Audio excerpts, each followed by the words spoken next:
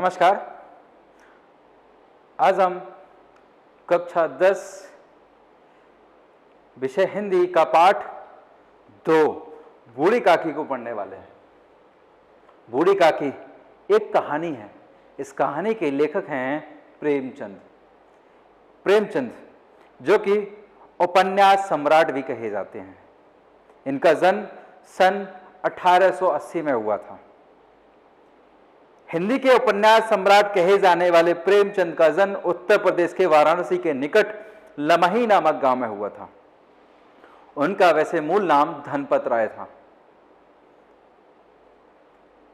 शिक्षा काल में ही इन्होंने अंग्रेजी के साथ साथ उर्दू को भी पढ़ा, उर्दू को भी जाना, उर्दू भी उन्होंने सीखी। प्रारंभ में कुछ वर्षों तक स्कूल में रहे, बाद में शिक्षा विभाग के सब इंस्पेक्टर रहे। स्वाधीनता आंदोलन में भाग लेने के कारण उन्होंने नौकरी छोड़ दी और स्वतंत्र लेखन की ओर मुड़े। वे हिंदी ही नहीं बल्कि समग्र भारतीय साहित्य के महान व्यक्तित्व हैं। अपनी आवाज जनता तक पहुंचाने के लिए उन्होंने उपन्यास, कहानियां, नाटक भी लिखे। उन्होंने अन्य भाषाओं में अनुवाद भी किए, निबंध लिखे और बालोपयोगी साहित्य की रचना भी की। गबन, वरदान, प्रतिज्ञा, सेवा सदन, प्रेमाश्रम, रंगभूमि, कर्मभूमि, निर्मला, कायाकल्प, गोदान, मंगलसूत्र जो कि अपूर्ण है। इन्होंने ऐसे बहुत महान उपन्यास भी लिखे। मानसरोवर जो 8 भागों में लगभग 300 कहानियों का संग्रह है। प्रेम की वेदी, करबला और संग्राम उनके नाटक हैं। कुछ विचार, कलम और तलवार और त्याग आदि उनके निबंध संकलन भी हैं। बूढ़ी काकी, इस कहानी में प्रेमचंद ने ऐसे दयनीय वृद्धों की अवस्था की ओर हमारा ध्यान खींचा है जिन्हें उपेक्षा मिलती है, जिन्हें तिरस्कार मिलता है और जो जीवन भर या जीवन के हर क्षण में आनंद पूर्वक उपभोग करना चाहते हैं, परंतु किसी कारणवश, परिवार के सदस्यों के कारणवश वह अपना बुढ़ापा आनंद पूर्वक नहीं जी पाते। यह मूल कहानी का संक्षिप्त रूप है। कहानी काफी बड़ी है, उसको संक्षिप्त करके आपके पाठ में दिया गया है। तो हम चलिए शुरू करते हैं प्रेमचंद की ये अद्भुत कहानी बूढ़ी काकी। तो पहले मैं पात्रों के बारे में बता देता हूं। यहां मुख्य पात्र हैं बूढ़ी काकी, बुद्धिराम जो कि इनका भतीजा है। बूढ़ी काकी के पति को गुजरे बहुत समय हो चुका है, उनका निधन हो चुका है। और बूढ़ी काकी के जो बच्चे थे वो बहुत ही कम उम्र में स्वर्ग को सिधार गए। किसी कारणवश उनकी मृत्यु हो गई। उनके सहारे के लिए इकलौता एक ही भतीजा है, उनका बुद्धिराम। बुद्धिराम की पत्नी का नाम है रूपा और बुद्धिराम की एक पुत्री है जिसका नाम है लाडली। और बुद्धिराम का 2 बच्चे भी हैं, 2 लड़के हैं उनके पास। लड़के का नाम है मुखराम, बड़े लड़के का नाम है मुखराम। तो यहाँ जो मार्मिक चित्रण जो किया गया है, कहानी के माध्यम से समझाया गया है, वो बूढ़ी काकी की भावनाओं को और बुद्धिराम, रूपा और लाडली के इर्द गिर्द ही ये कहानी घूमती है। तो चलिए शुरू करते हैं। मैं इस पाठ के साथ साथ इस पाठ में उपयोगी जो प्रश्न है वो भी आपको बताऊंगा। कुछ वाक्य ऐसे आते हैं परीक्षा में जिनको व्याख्या करने के लिए कहा जाता है। तो इस पाठ में परीक्षा की दृष्टि से उपयोगी कुछ व्याख्या करने के लिए जो वाक्य आता है वो भी आपको समय पर बताता रहूंगा। तो शुरू करते हैं। बुढ़ापा बहुधा बचपन का पुनरागमन हुआ करता है। बुढ़ापा जो है वो बचपन जैसा ही होता है। जैसे बच्चे बचपन में शरारतें करते हैं, हंसते खेलते हैं, ये जिस प्रकार बचपन गुजरता है उसी प्रकार बुढ़ापा भी वैसा ही होता है। बूढ़ी काकी में जीभ के स्वाद के सिवा कुछ और चेष्टा शेष न थी। बूढ़ी काकी को एक ही इच्छा थी या एक ही उनकी चेष्टा रहती थी, हमेशा खाने की, और न अपने कष्टों की ओर आकर्षित करने का रोने के अतिरिक्त कोई दूसरा सहारा था। और उनको अगर कोई किसी प्रकार का कोई कष्ट होता था तो रोने के अलावा उनके पास कोई विकल्प न था। वो हमेशा रोती थी जब उन्हें कोई कष्ट होता था। समस्त इंद्रियां, हाथ और पैर जवाब दे चुके थे। बुढ़ापे में हाथ पैर थोड़े शिथिल हो जाते हैं, कमजोर हो जाते हैं, दांत भी लगभग कमजोर हो जाते हैं, चले भी जाते हैं। जमीन पर पड़ी रहती और घरवाले, बूढ़ी काकी जमीन पर पड़ी रहती और घरवाले कोई बात उनकी इच्छा के प्रतिकूल करते, भोजन का समय टल जाता और उसकी मात्रा कम होती, अथवा बाजार से कोई वस्तु आती और न मिलती तो वे रोने लगती थी। उनका रोना सिसकना साधारण रोना न था, वे गला फाड़ फाड़ कर रोती थी। हमेशा परिवार में ऐसा होता था कि घर में कोई पकवान बना हो तो बूढ़ी काकी के लिए नहीं भी मिलता था, बाजार से कोई वस्तु आती थी तो बूढ़ी काकी के लिए न मिलती थी या उनके लिए कम पड़ जाती थी, तो बच्चों की भांति वो चिल्लाने लगती थी, रोने लगती थी।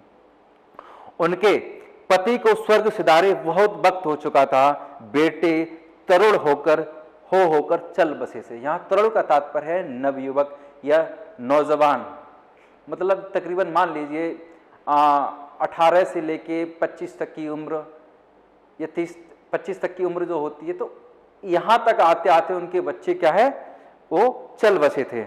अब भतीजे के सिवाय कोई सहारा न था। उनका एक ही भतीजा रह गया था जो उनका सहारा था।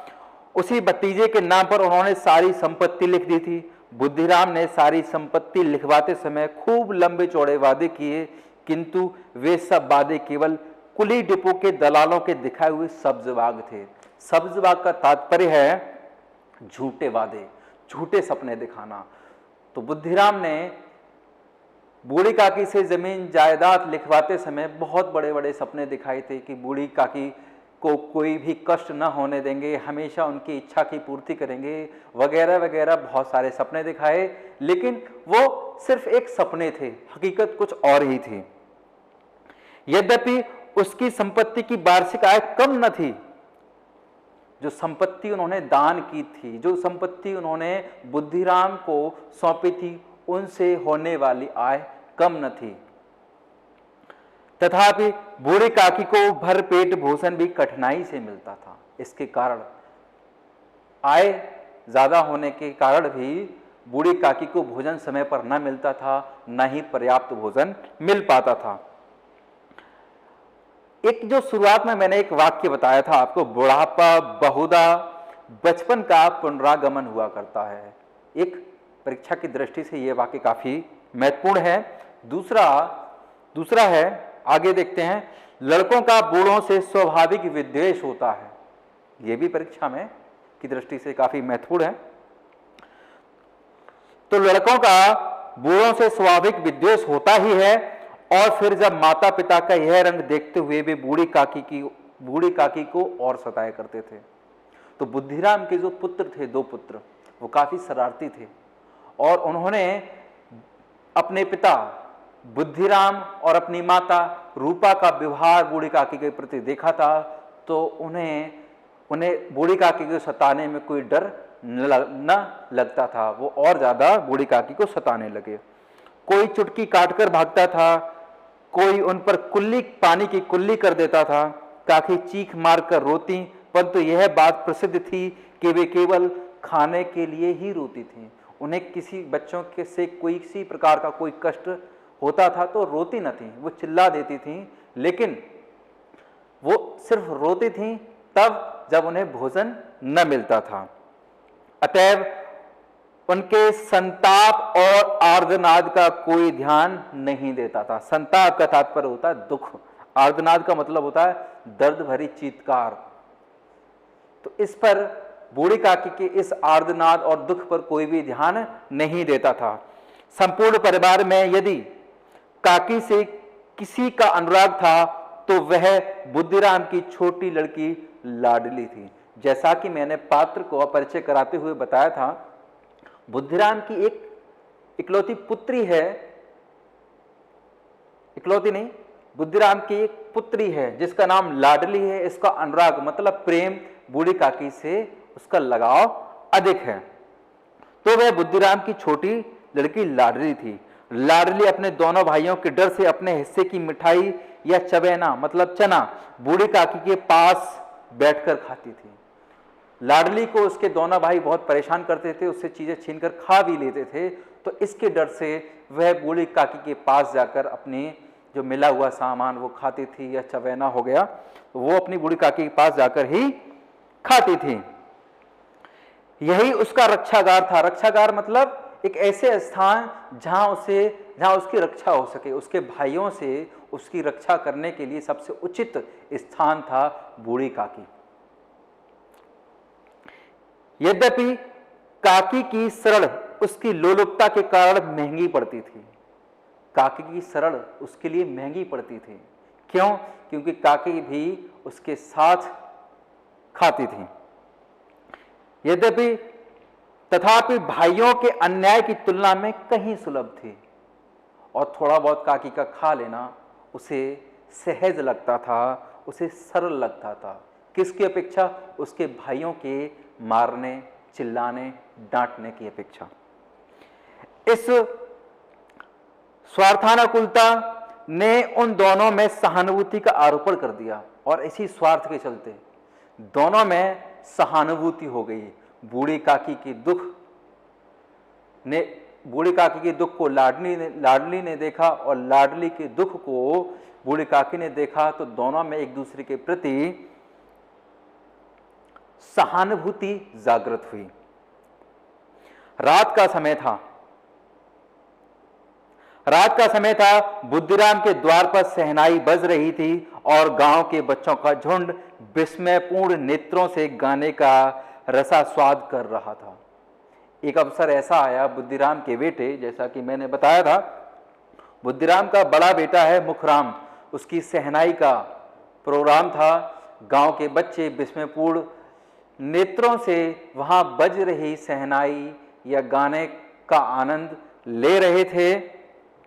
आज बुद्धिराम के बड़े लड़के मुखराम का तिलक आया है। यह उसी समय का उत्सव है। घर के भीतर स्त्रियां गा रही थीं, और रूपा मेहमानों के लिए भोजन का प्रबंध में व्यस्त थी।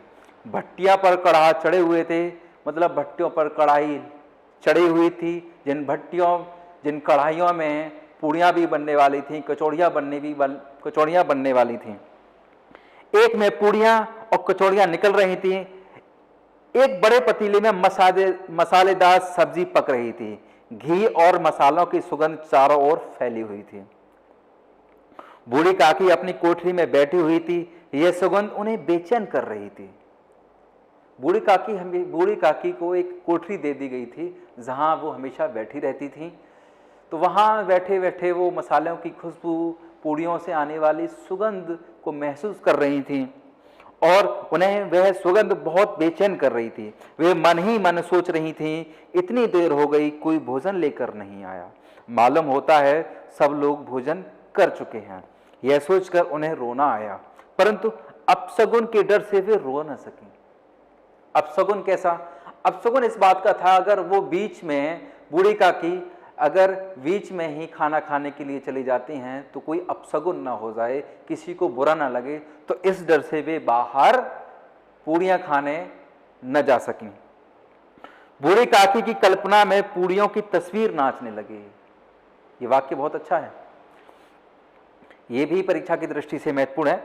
तो बूढ़ी काकी की कल्पना में पूड़ियों की तस्वीर नाचने लगी। अब वो पूड़ियों की तस्वीर कैसी थी? खूब लाल लाल, फूली फूली, नरम नरम पूड़ियां, कचौड़ियों में अजवाइन और इलायची की महक आ रही होगी। एक पूड़ी मिलती तो जरा हाथ लेकर देखती, क्यों ना चलकर कढ़ा के सामने ही बैठूं। काकी ने यह सोचा। इस प्रकार निर्णय करके बूढ़ी काकी उकड़ू मतलब पैरों के बल बैठकर हाथों के बल सरकती हुई कठिनाई से चौखट से उतरी, और धीरे धीरे रेंगती हुई कढ़ाई के पास जा बैठी। यहां आने पर उन्हें उतना ही धैर्य हुआ जितना भूखे कुत्ते को खाने वाले के सम्मुख बैठने में होता है। आपने अक्सर देखा होगा कि जब आप या कोई व्यक्ति खाना लेकर कुत्तों को खिलाने के लिए जाता है तो कुत्ते बड़े प्यार से उसके सामने बैठ जाते हैं, खाने का इंतजार करते हैं। तो ऐसे ही कुछ स्थिति बूढ़ी काकी की भी थी। वो सरकती, अपने कोठरी से सरकती हुई हाथों के बल वो कढ़ाई के सामने जा बैठी।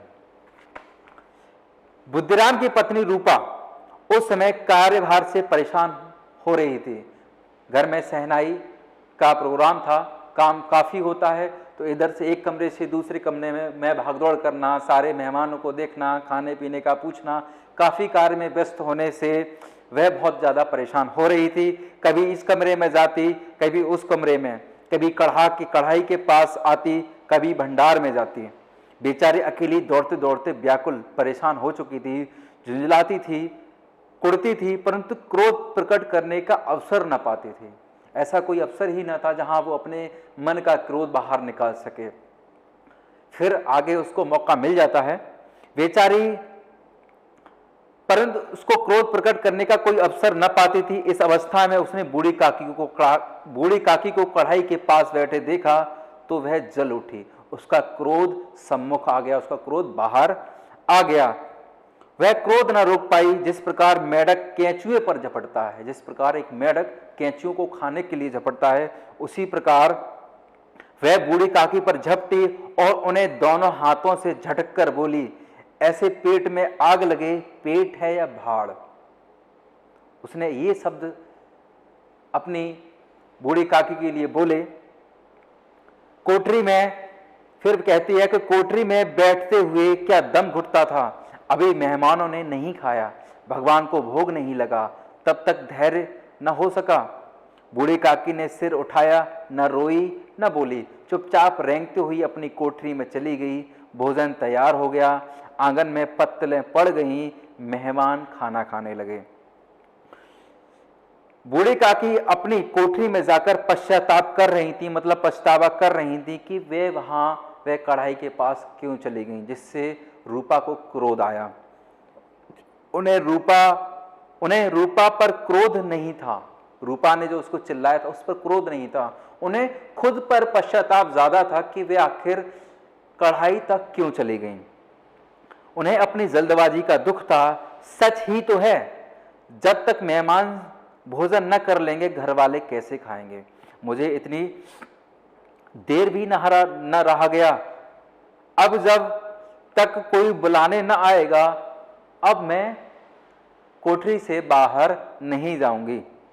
मन ही मन इसी प्रकार के विचार कर रहे बुलावे का इंतजार करने लगी।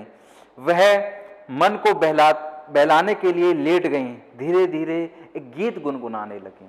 उन्हें मालूम हुआ कि मुझे गाते देर हो गई, क्या इतनी देर तक भोजन सभी कर रहे होंगे, किसी की आवाज नहीं सुनाई देती, अवश्य ही लोग खा पीकर चले गए, मुझे कोई बुलाने नहीं आया। रूपा चिढ़ गई, न जाने क्या जाने न बुलाए। तो वो सब बूढ़ी काकी के मन में यह विचार चल रहे थे कि अभी तक किसी की आवाज ना आई, बाहर से आंगन से किसी की आवाज भी नहीं आ रही है, ऐसा प्रतीत होता है मानो सभी मेहमान खा पीकर चले गए होंगे। और फिर रूपा का उन्हें याद आया कि रूपा को क्रोध आया था, इस वजह से हो सकता है वो बूढ़ी काकी को बुलाने भी न आए। बूढ़ी काकी चलने के लिए तैयार हुई। यह विश्वास है कि 1 मिनट में पूड़ियां और मसालेदार सब्जियां सामने आएंगी। उनकी स्वाद इंद्रियां गुदगुदाने लगी। उनके मन में विचार आया जब सब मेहमान चले गए होंगे तो पूड़ियां उनके सामने जल्द ही आएंगी और वे खूब मन भर के जी भर के खाएंगे। उनकी जो स्वाद इंद्रियां थी, स्वाद की इंद्रियां जो थी वह काफी गुदगुदाने लगी। उन्होंने मन में तरह तरह के मंसूबे मतलब इच्छाएं बांधे, जैसे पहले सब्जी से पूड़ियाँ खाऊंगे। वो मन ही मन सोच रही थी कि सबसे पहले बूढ़ी काकी जो है वो सबसे पहले सब्जी से पूड़ियाँ खाएंगी, फिर दही और शक्कर से खाएंगी, कचौड़ियाँ रायते के साथ मज़ेदार मालूम होंगी। चाहे कोई बुरा माने चाहे भला, मैं तो मांग मांग कर खाऊंगी। यही ना लोग कहेंगे कि इन्हें विचार नहीं है, क्या करें, इतने दिन बाद पूड़ियाँ मिल रही हैं तो मुंह झूठा करके थोड़ा ही उठ जाऊंगी। थोड़े ही उठ जाऊंगी। तो बूढ़ी काके ने कहा कि इतने समय बाद पूड़ियाँ खाने को मिलेंगी, इतना अच्छा भोजन खाने को मिलेगा, तो थोड़े ही ना कोई व्यक्ति थोड़ा बहुत मुंह झूठा करके उठ जाएगा, वह तो भरपेट खाएगा। तो बूढ़ी काकी के हृदय में, उनके मन में ऐसे कुछ विचार चल रहे थे। वह उकड़ू बैठकर, मतलब पैरों के बल बैठकर, हाथों के बल सरकते हुई फिर आंगन में पहुंच गईं। परंतु दुर्भाग्यवश मेहमान मंडली अभी भी बैठी हुई थी। कोई खाकर उंगलियां चाट रहा था, कोई तिरछे नेत्रों से देखता था कि और लोग अभी खा रहे हैं या नहीं। इतने में बूढ़ी काकी रेंगती हुई उनके बीच में जा पहुंची। दोबारा बूढ़ी काकी अपने आप को रोक न सकी, खाने के स्वाद से लोगों को देखकर वह रोक न सकी और पुनः एक बार फिर वह आंगन में जा पहुंची। पंडित बुद्धिराम काकी को देखते ही क्रोध से तिलमिला गया। बूढ़ी काकी का जो भतीजा है, जैसे ही उसने बूढ़ी काकी को देखा, वह क्रोध से वह क्रोधित हो गया, बहुत ज्यादा तिलमिला गया। लपक कर उन्होंने काकी के दोनों हाथ पकड़े और घसीटते हुए ले जाकर अंधेरी कोठरी में धम से पटक दिया। और बूढ़ी काकी को आंगन में पाकर वह काफी क्रोधित हो गया और उन्होंने बूढ़ी काकी को दोनों हाथों से पकड़ा और घसीटते हुए कोठरी तक लेकर गया और वहां जाके कोठरी में उनको पटक दिया। मेहमानों ने भोजन किया, घर वालों ने भोजन किया, बाजे वाले, धोबी, नाऊ भी भोजन कर चुके थे, परंतु बूढ़ी काकी को किसी ने नहीं पूछा। बुद्धिराम और रूपा दोनों ही बूढ़ी काकी को उनकी निर्लज्जता के लिए दंड देने का निश्चय कर चुके थे। बुद्धिराम और उसकी पत्नी रूपा दोनों ही बूढ़ी काकी को दंड देना चाहते थे। दंड देने के स्वरूप उसे खाना नहीं देना चाहते थे। उनके बुढ़ापे पर, दीनता पर किसी की करुणा ना आई, किसी को करुणा ना आई। ना ही बुद्धिराम को उन पर दया आई, ना ही बुद्धिराम की पत्नी रूपा को उनके बुढ़ापे पर दया आई। बुढ़ापे में अक्सर मन काफ़ी लालायित हो जाता है, जैसे कि बूढ़ी काकी को था, खाने की उनकी हमेशा इच्छा रहती थी। अकेली लाडली उनके लिए परेशान हो रही थी। तो उस घर में सिर्फ एक ही शख्स था जो कि बुद्धिराम की पुत्री लाडली थी, जो अपनी बूढ़ी काकी के लिए हमेशा परेशान रहती थी। उनकी भूख को लेके वे काफी परेशान थी। लाडली को काकी से अत्यंत प्रेम था। लाडली जो थी बुद्धिराम की पुत्री, उसको बूढ़ी काकी से बहुत प्रेम था। वह झुंझला रही थी कि वे लोग काकी को बहुत सी पूड़ियां क्यों नहीं दे देते। क्या मेहमान सबकी सब खा जाएंगे? ऐसा तो नहीं है कि मेहमान सारा खाना खत्म कर देंगे, पूड़ियाँ बचेंगी भी, सब्जियाँ भी बचेंगी, तो क्यों ना ढेर सारी बूढ़ी काकी को पहले ही दे दिया जाए ताकि वो खा पीकर निश्चिंत हो जाएं। और यदि काकी ने मेहमानों से पहले खा लिया तो क्या बिगड़ जाएगा। वह काकी के पास जाकर उन्हें धैर्य देना चाहती थी, परंतु माँ के डर से न जा सकी। लाडली जो कि बूढ़ी काकी के पास जाना चाहती थी और कहना चाहती थी कि बूढ़ी काकी आप चिंता न करो, मैं आपको खाना खिलाऊंगी, पर वह अपनी माँ के डर से बूढ़ी काकी के पास न जा सकी। उसने अपने हिस्से की पूड़ियां बिल्कुल न खाईं। लाडली ने अपने हिस्से की पूड़ियां न खाईं, बल्कि अपनी बूढ़ी काकी के लिए भी बचाकर रखी। उन पूड़ियों को काकी के पास ले जाना चाहती थी। उसका हृदय अधीर हो रहा था। अधीर का मतलब है धैर्य रहित। उसका लाडली का हृदय धैर्य खो रहा था। उसे जल्दबाजी थी इस बात की कि वह जल्दी से जल्दी बूढ़ी काकी के पास उन पूड़ियों को लेके जाए और बूढ़ी काकी को ढेर सारी वह पूड़ियां खिलाए और बूढ़ी काकी उसे बहुत प्यार करेंगी। बूढ़ी काकी मेरी बात सुनते ही उठ बैठेंगी, पूड़ियां देखकर कैसे प्रसन्न होंगी, मुझे खूब प्यार करेंगी। यह सब उसके मन में, लाडली के मन में चल रहा था। उसी दिन रात के 11 बज रहे थे। रूपा आंगन में पड़ी सो रही थी। लाडली की आंखों में नींद न थी। काकी को पूड़ियां खिलाने की खुशी उसे सोने न देती थी। जब विश्वास हो गया कि अम्मा मतलब रूपा सो रही है, तो वह चुपके से उठी और बूढ़ी काकी की कोठरी की ओर चलने लगी। बूढ़ी काकी को केवल इतना याद था कि किसी ने मेरे हाथ पकड़कर घसीटे और फिर ऐसा मालूम हुआ कि जैसे पहाड़ पर उठाई लिए जाता है। बूढ़ी काकी जब आंगन में पहुंची थी तो उनके भतीजे बुद्धिराम ने उन्हें दोनों हाथों से पकड़ा और घसीटते हुए कोठरी तक लेके गया था। तो बूढ़ी काकी को मानो ऐसा प्रतीत हो रहा था जैसे कोई पहाड़ लेके जा रहा है। उसके पैर बार बार पत्थरों से टकराए, तब किसी ने उन्हें पहाड़ पर दे पटका। और बुद्धिराम ने जैसे बूढ़े काकी को कोठरी में जाकर पटका तो उन्हें ऐसा लगा जैसे किसी ने उन्हें पहाड़ पर जाके पटक दिया हो और वे मूर्छित हो गई, मतलब उसने चेतना खो दी, बेहोश हो गई। जब वे सचेत हुई, जब उनको होश आया तो किसी ने जरा सी आहट न मिलती थी। जब उनको होश आया तो सब कुछ शांत हो चुका था, घर के सभी सदस्य सो चुके थे। उन्होंने समझा कि सब लोग खा पीकर सो गए। यह विचार करके काकी निराशा में संतोष के साथ लेट गई और उन्होंने लगा कि सभी लोग खा पी के सो चुके हैं, तो निराशा से खुद को संतोष किया और फिर लेट गई। गिलानी से गला भर भर आता था, परंतु मेहमानों के डर से रोती न थी। गिलानी, आत्मगिलानी जो होती है कि उस बूढ़ी काकी बेसमय आंगन में कढ़ाई के पास क्यों चली गई, तो बूढ़ी काकी यह सोचकर बहुत ज़्यादा अपने आप को लज्जा महसूस कर रही थी, खुद को लज्जित महसूस कर रही थी और इसकी डर से उनको रोना भी बहुत आ रहा था, परंतु मेहमानों की डर से वो रो न सकें। सहसा उनके कानों में एक आवाज आई।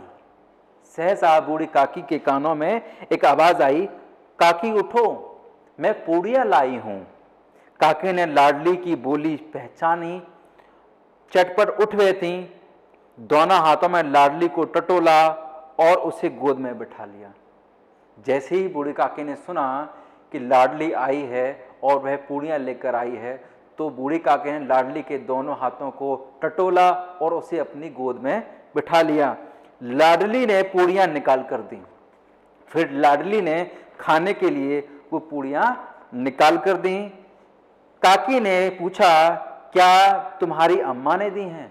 क्या ये पूड़ियां तुम्हारी अम्मा ने दी हैं? लाडली ने कहा, नहीं, ये मेरे हिस्से की हैं। काकी पूड़ियों पर टूट पड़ी। 5 मिनट में पिटारी खाली हो गई।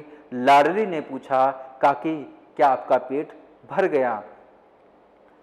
जैसे थोड़ी सी वर्षा ठंडक के स्थान पर गर्मी देती है, जैसे थोड़ी सी वर्षा ठंडक के स्थान पर गर्मी देती है, उसी तरह इन थोड़ी पूड़ियों से काकी की क्षुधा मतलब भूख और इच्छा और ज्यादा उत्तेजित हो गई।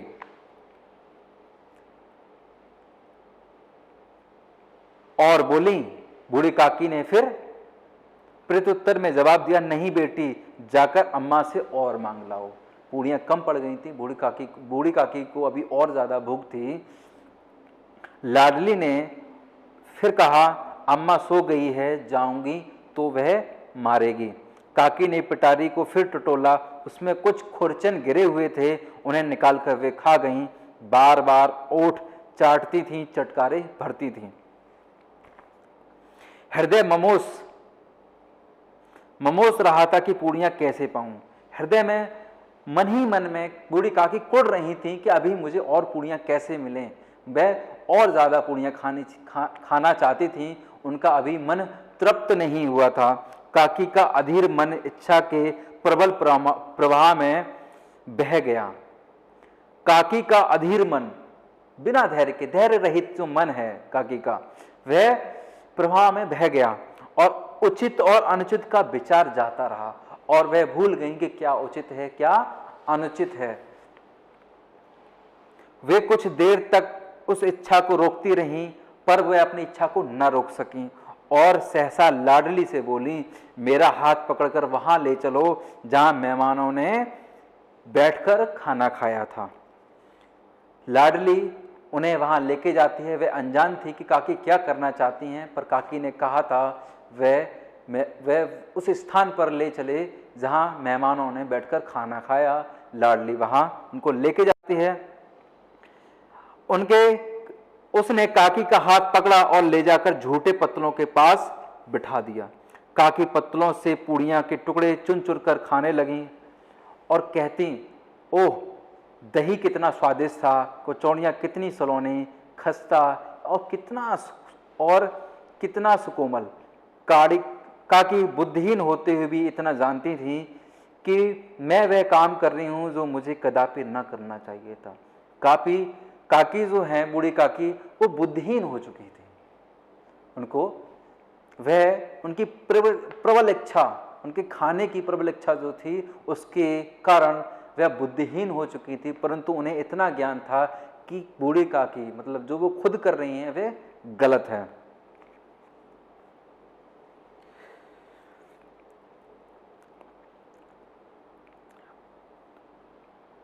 परंतु बुढ़ापा तृष्णा रोग का अंतिम समय है, जब संपूर्ण इच्छा एक ही केंद्र पर आ लगती हैं। बूढ़े काकी में यह केंद्र उनकी स्वादेंद्रियां थी। बुढ़ापा तृष्णा रोग का अंतिम समय है। तृष्णा मतलब इच्छाओं का अंतिम समय होता है। बुढ़ापे में व्यक्ति अपने जीवन में जो नहीं कर सकता है, वह करने की कोशिश करता है कि मेरा ये अंतिम समय है, अंतिम समय में मैं यह कार्य कर लूं। और बूढ़ी काकी की ये इच्छाएं थी सिर्फ उसकी स्वादेंद्रियां, स्वाद चखने की प्रबल इच्छाएं, स्वाद चखने की जो इंद्रियां होती हैं, वो बूढ़ी काकी की ये सभी एक ही केंद्र था, स्वादेंद्रियां। ठीक उसी समय जब बूढ़ी काकी झूठे पत्तलों से पूड़ियां, दही, सब्जी निकाल कर खा रही थीं, उसी समय रूपा की आंखें खुलीं। उसे मालूम हुआ कि लाडली उसके पास नहीं है। चौकी, चारपाई और इधर उधर देखने लगी कि कहीं नीचे तो नहीं गिर गई। उसे वहां न पाकर वह उठी कि तो क्या देखती है कि लाडली झूठे पत्तलों के पास चुपचाप खड़ी है और बूढ़ी काकी पत्तल पर से पूड़ियों के टुकड़े उठा उठा कर खा रही थी।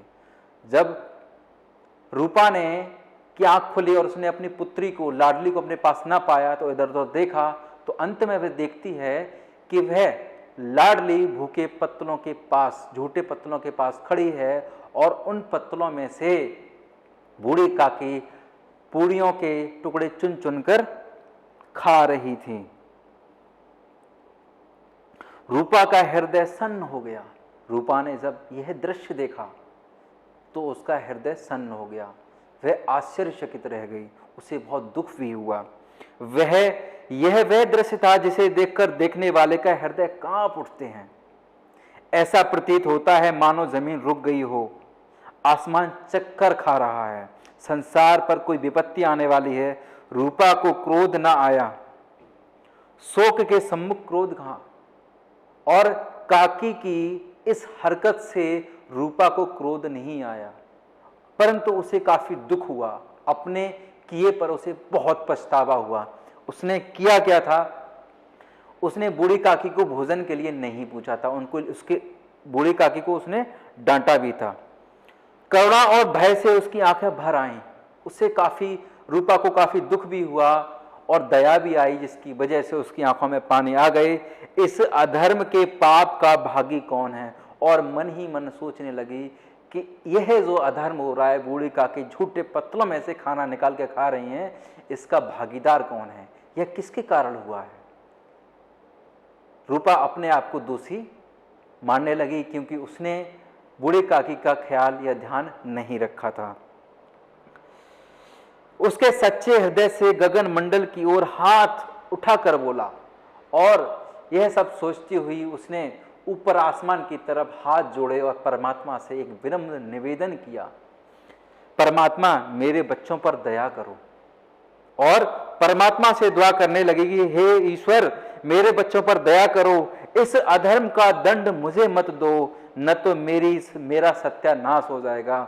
और जो अधर्म हो रहा था, जहां बूढ़ी काकी, जिसने अपनी सारी संपत्ति अपने भतीजे बुद्धिराम और उसकी पत्नी के नाम कर दी थी, उनके रहते हुए भी उन्हें खाना नहीं मिल पा रहा था। उन्हें यहां तक कि इतना बेबस होना पड़ा कि वे मेहमानों के झूठे पत्तलों से खाना उठाकर खा रही थी। इस हुए अधर्म का भार जो है या इस अधर्म का जो भार रूपा महसूस कर रही थी, उसके लिए वह ईश्वर से क्षमा मांग रही थी। रूपा की ओर स्वार्थपरता और अन्याय के इस प्रकार प्रत्यक्ष रूप से कभी न दिख पड़े थे। रूपा ने ऐसा पहले कभी न देखा था। वह सोचने लगी कि हाय कितनी निर्दयी हूं।